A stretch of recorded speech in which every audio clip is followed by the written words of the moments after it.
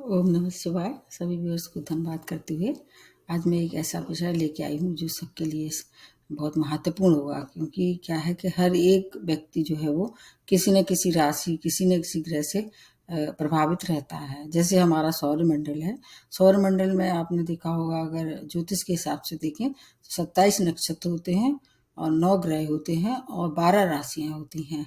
तो उन सबके अंतर्गत जो है पूरा ज्योतिष शास्त्र जो है आधारित रहता है। तो अब आपको ये देखना है कि आपकी कौन सी राशि है, उस राशि का तत्व कौन सा है। तो तत्वों के आधार पे आज मैं बताने वाली हूँ। पूरी सृष्टि जो है 5 तत्व, मतलब जिसको पंच तत्व भी कहते हैं, उनसे मिलके बना होता है। इसमें जो कौन कौन से होते हैं ये एक बार फिर से बता देते हैं। मैंने पिछले में भी एक वीडियो में बहुत विस्तार से भी बनाया था। आज मैं केवल तत्वों के आधार पर आपके क्या विशेषताएं होंगी और इसके साथ साथ तत्व और राशि का क्या कनेक्शन होगा, इसको मैं थोड़ा सा विस्तार से बताने की कोशिश करती हैं। और उसमें आपको कौन सा रत्न धारण करना चाहिए सफलता के लिए, अगर जीवन में कुछ संघर्ष है तो उसकी कमी के लिए ये जो बताने वाली हूँ उसको आपको गौर से सुनना होगा। 5 तत्व में आ जाते हैं। सबसे पहले अगर देखा जाए तो अग्नि तत्व है, वायु तत्व है, जलीय तत्व है, पृथ्वी तत्व है, आकाश तत्व है। इन सबको अगर विभाजित करके अलग अलग देखा जाए तो इसमें आकाश तत्व ऐसा होता है कि इसमें सभी तत्व शामिल होते हैं। जैसे आकाश आपने देखा हो, उसके अंतर्गत सभी कुछ आता है। जल आता है, अग्नि आती है, वायु आती है, तो आकाश तत्व सब में शामिल होता है। शेष 4 तत्व जो होते हैं उनमें अलग अलग जो होती वो तत्व उनका देखना होगा। उनमें फिर कौन कौन से ग्रह आते हैं, कौन कौन सी राशियां आती हैं, इनके आधार पे इसको विभाजित करके आप लोगों को बताने की कोशिश करते हैं। सबसे पहले आ जाते हैं, अब अगर देखा जल तत्व की शुरुआत कर देते हैं। जल तत्व में आने वाली कौन कौन सी राशियां हैं पहले उनके नाम बता देते हैं और उनके कौन कौन से ग्रह उनसे संबंध रखते हैं, और अगर आपको उनकी विशेषताएं थोड़ी सी बता देते हैं और फिर उसके बाद सरल उपाय बताएंगे। अगर आपको कोई परेशानी है या सफलता नहीं मिल रही है, उससे आपको निश्चित रूप से फायदा होगा। जल तत्व में आ जाती हैं 3 राशियां, कर्क राशि, वृश्चिक राशि और मीन राशि। अब जल तत्व का सबसे ज्यादा मुख्य अगर देखा जाए, अगर ग्रह के हिसाब से देखें तो चंद्रमा का सबसे ज्यादा प्रभाव रहता है। जलीय तत्व जो होता है चंद्रमा से सबसे ज्यादा इसमें मजबूत हो जाता है चंद्रमा।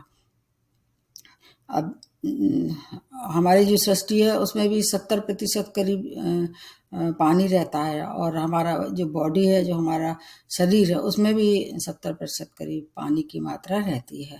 इसलिए ये सबसे ज़्यादा कैसे होते हैं, संवेदनशील होते हैं, भावुक होते हैं, और इनकी जो प्रकृति होती है ठीक जल के समान होती है। जल्दी ये मतलब ठंडे हो जाते हैं और जल्दी गर्म भी हो जाते हैं। जैसे गर्मियों में बहुत जल्दी गर्म हो जाएंगे और ठंड में इनके अंदर शीत लहर आ जाती है।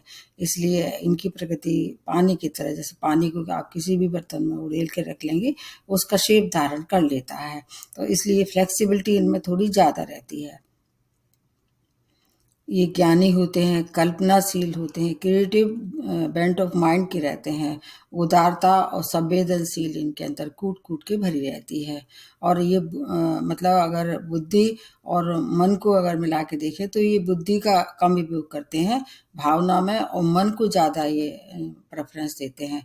इसलिए कभी कभी ये मतलब मन के वशीभूत होकर गलत निर्णय भी ले लेते हैं। इससे ये परेशानी में पड़ जाते हैं। इनमें एक नेगेटिव पॉइंट ये है। तो इनको जब भी कोई निर्णय लेना हो तो फिर किसी और से सलाह ले लें, या फिर थोड़ा सा उसमें बुद्धि का भी इस्तेमाल करें, बुद्धि का भी उपयोग करें। ये जलीय राशियों में आ जाते हैं सभी। अब इसमें सबसे पहले जो सबसे ज़्यादा अगर भावुक राशि है तो वो है कर्क राशि। इसमें सबसे ज़्यादा चंद्रमा का प्रभाव रहता है। और इसके अलावा ये कैसे होते हैं, जो कर्क राशि वाले होते हैं सॉफ्ट स्पोकन होते हैं, भावुक होते हैं, सुंदर भी बहुत होते हैं ये लोग। इनके अंदर और मतलब जलीय राशि की अपेक्षा ज़्यादा सुंदरता देखी जाती है, लेकिन इनका मूड स्विंग बहुत ज़्यादा होता है। चंचलता भी इनके अंदर रहती है, क्योंकि चंद्रमा सबसे ज़्यादा आपको पता होगा चंद्रमा घटता बढ़ता रहता है, इसलिए इनका मूड स्विंग बहुत जल्दी जल्दी हो जाता है। दयावान होते हैं, ज्ञानी भी बहुत होते हैं।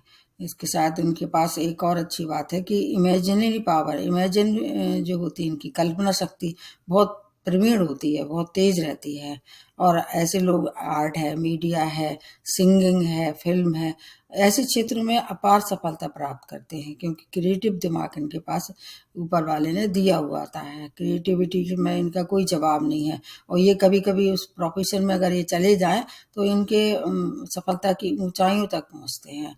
और कई बार ऐसा भी देखा गया है, अपने हॉबी के तौर पे इसको इस्तेमाल कर सकते हैं, जो इनके पास कला है।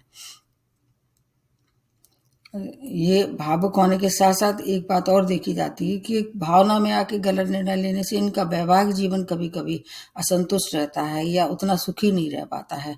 एक कर्क राशि वाले, एक मकर राशि वाले, मतलब मकर के लिए मैं बाद में बताऊंगी, इसमें आपको केवल कर्क राशि के लिए बताती। तो वैवाहिक जीवन में इनको ज्यादा कॉम्प्रोमाइज करना पड़ता है। तो चल तो जाता है, लेकिन फिर भी औरों की अपेक्षा इनको ज्यादा कॉम्प्रोमाइज करना पड़ता है।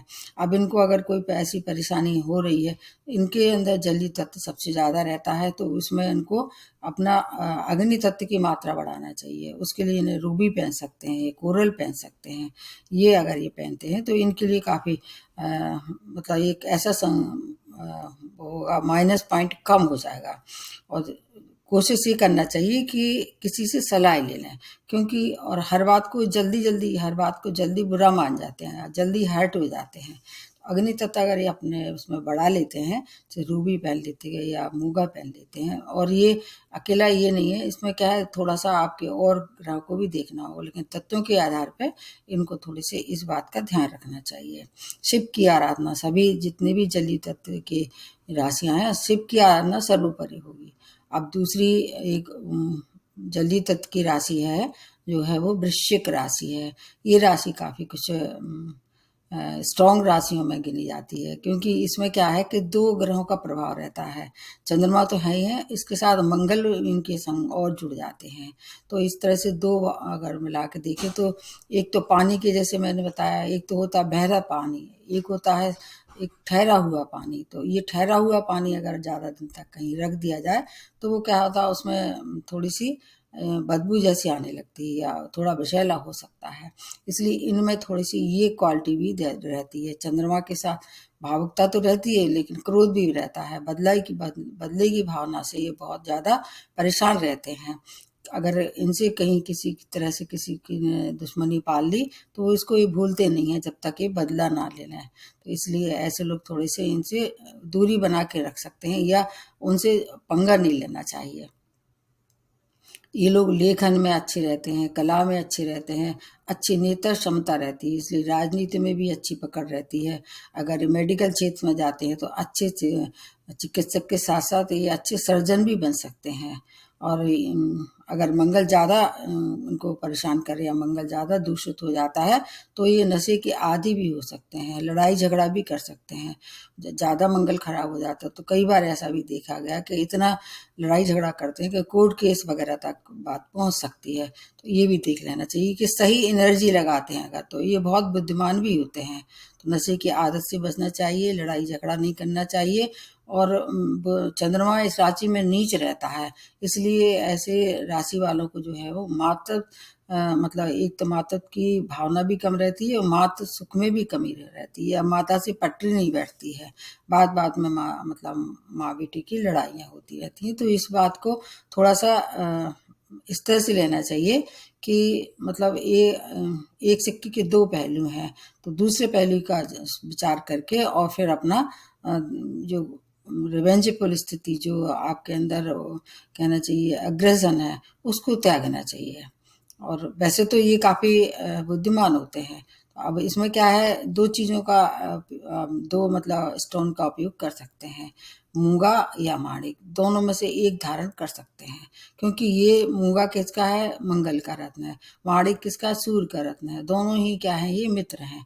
इसलिए ये अगर आप धारण कर लेते हैं तो आपका वैवाहिक जीवन भी अच्छा रहेगा। माता से भी अगर कहीं थोड़ी सी अनबन चल रही थी वो भी समाप्त हो जाएगी।